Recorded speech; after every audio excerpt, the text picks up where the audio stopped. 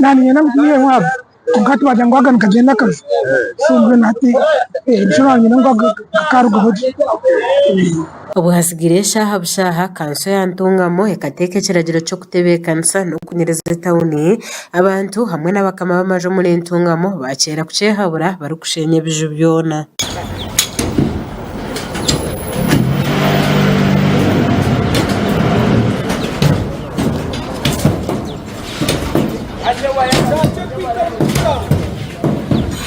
mu kuganiraho na bamwe bashobora kuba batari kwenda kugemwaho kwihahe bintebi kandi ubu bamanyisi bombwire abantu bakora bakuzamuramo bakore ekitamuro misho ekindi ekigarga kasima government ya hati neyende kurakorana tekwenda kugaraka hansi ati nkito municipality yiko ebeke ryansi munonga nkati yato akora baza kuba steady ibintu bigendo misho kanso ikatujya mu kishenya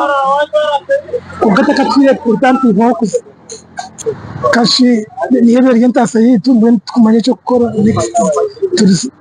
next turi alternative ndizo ko niyo ntasa yitwiyamo za roni za school fees n'ibindi bayereko kushasha kwa mane bashobangirirwe batari kumanya aho barayorekere kandi ubwo babire nibihentashya umukushoboro myanyegi mbera tugire bakunka kebwenye kubanga hatiya muntu wabuzo habe na yati kitabo cy'umwana ecyo kurya atafa bwengire uko mwaterebera mukora umwanya mwateka mwaterese umuntu yize family yibe cyenya tukumanya na turabiteki so bene mbere zituni bente yiza yaho bidana